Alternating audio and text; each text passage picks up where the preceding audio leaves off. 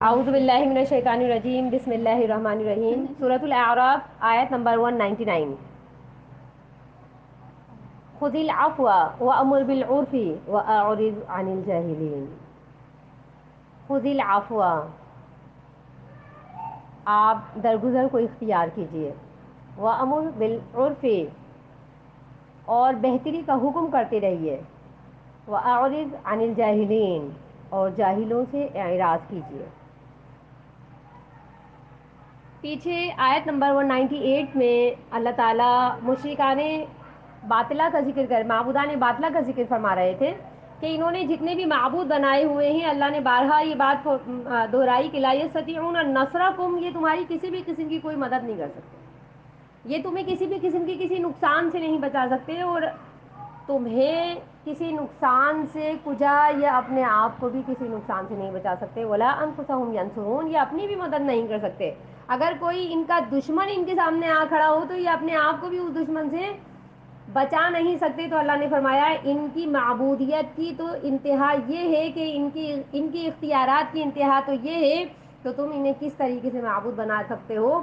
آگے اللہ تعالیٰ یہ فرماتے ہیں کہ وَإِن تَدْعُوهُمْ إِلَى الْهُدَىٰ لَا يَسْمَعُونَ، اگر تم انہیں ہدایت کی طرف گامزن کرو گے، اگر اچھائی برائی کی طرف انہیں رہنما کرو گے، رہنمائی کرو گے، تو پھر ان کی حالت یہ ہے کہ وَتَرَاهُمْ يَنظُرُونَ إِلَيْكَ وَهُمْ لَا يُبْصِرُونَ، نظر تو کرتے ہیں بصر نہیں کرتے.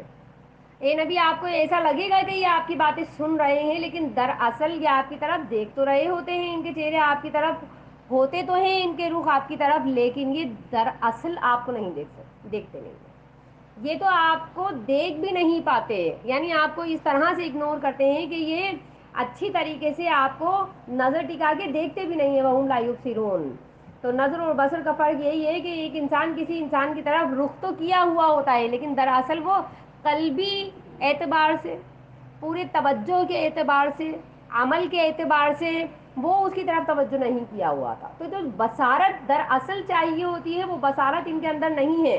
تو پتہ یہ چلا کہ معبود ان کے زندہ بھی تھے، مردہ بھی تھے.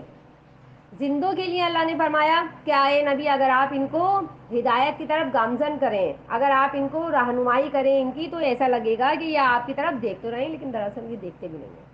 یعنی یہ آپ کو نظر بھر کے دیکھتے بھی نہیں ہیں. آپ کو سننا تو بہت دور کی بات ہے، آپ کو فالو کرنا، آپ کے احکامات پر عمل کرنا تو بہت دور کی بات ہے. یہ آپ کو دیکھتے بھی ایسے ہیں کہ آپ کو لگ رہا ہوتا ہے کہ بس یہ دیکھ رہے ہوتے ہیں.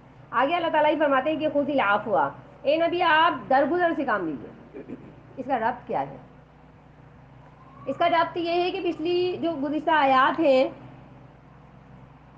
پیچھے سے یہ ہے کہ پیچھے اللہ تعالیٰ معبودان باطلہ کا ذکر فرما رہے تھے. تو معبودان باطلہ کا چونکہ ذکر چل رہا تھا تو مشرکین کے چونکہ عقائد کے اوپر زد آ رہی تھی، ضرب پڑ رہی تھی.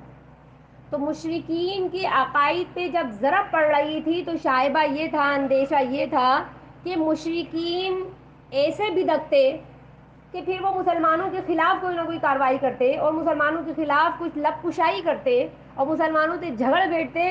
تو اللہ نے مسلمانوں کی رہنمائی کرتے ہوئے، ان کے اخلاق کی تربیت کرتے ہوئے اللہ تعالیٰ نے یہ آیت نازل فرمائی کہ خذ العفو، آپ درگزر سے کام لیجیے. وامر بالعرف، آپ اچھائیوں کا حکم کرتے رہیے. تو واعرض عن الجاہلین، اور جاہلوں سے اعراض کیجیے. یہ جو آیت ہے یہ زندگی کی اخلاقی مشکلات کا پورا حل ہے. یہ جو آیت ہے یہاں سے آیت نمبر 199 اور یہ 200 تک، وَإِمَّا يَنزَغَنَّكَ مِنَ الشَّيْطَانِ نَزْغٌ فَاسْتَعِذْ بِاللَّهِ إِنَّهُ سَمِيعٌ عَلِيمٌ. وَإِمَّا يَنزَغَنَّكَ، اور اگر آپ کو وسوسہ پیدا ہو جائے، من الشیطانی، شیطان کی جانب سے، نزغن کسی بھی قسم کا وسوسہ، فاستعذ باللہ، تو آپ اللہ سے استعاذہ طلب کیجیے، اللہ کی پناہ طلب کیجیے.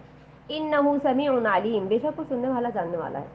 تو اس آیت تلک یہ 199 اور 200 آیت جو ہے، یہ آیت یہ زندگی کی اخلاقی مشکلات کا پورا حل اور فضیلت و کامرانی کے تمام طریقے ان آیات کے اندر بیان کر دیے گئے ہیں. یعنی انسان کی زندگی میں درپیش جو اخلاقی مسائل ہوتے ہیں اس کا پورا حل ان آیات کے اندر اللہ تعالیٰ نے بیان فرما دیا کہ ممکن تھا کہ مشرکان یہ معبودان باطلہ جو ہیں ان کو جب ضرب پڑتی ہے اور جب انسان کے عقیدے پر ضرب پڑتی ہے تو پھر وہ عجیب سی اس کے اندر ایک جلن اور ایک عجیب سا بغض اور ایک عجیب سا عناد پیدا ہو جاتا ہے. عقیدے کے اندر انسان اگر پختہ ہو اور وہ مشرک بھی ہو تو سونے پہ سہاگا ہے. یعنی جاہل مشرک اس کے عقیدے پہ جب ضرب پڑتی ہے تو وہ ایسی ایسی خرافات بکتا ہے کہ پھر اس کا مقابلہ کرنے کے لیے انسان شیطانی القابات کا سہارا تو لے سکتا ہے. انسان خاموش تو بہت کم ہی رہتا ہے پھر اس کے مد مقابل. تو اللہ تعالیٰ نے اخلاقی تربیت کرتے ہوئے مسلمانوں کے لیے یہ آیت نازل فرمائی کہ ایسا ہو سکتا ہے کہ ان کے عقیدے پر جب تم تنقید کرو گے تو پھر تمہیں بہت مشکلات کا سامنا ہوگا. یہ کچھ بھی بک سکتے ہیں, یہ کچھ بھی کر سکتے ہیں, تمہارے خلاف کوئی بھی کارروائی کر سکتے ہیں, تو خود العفو ہوا. ایسے میں آپ کو درگزر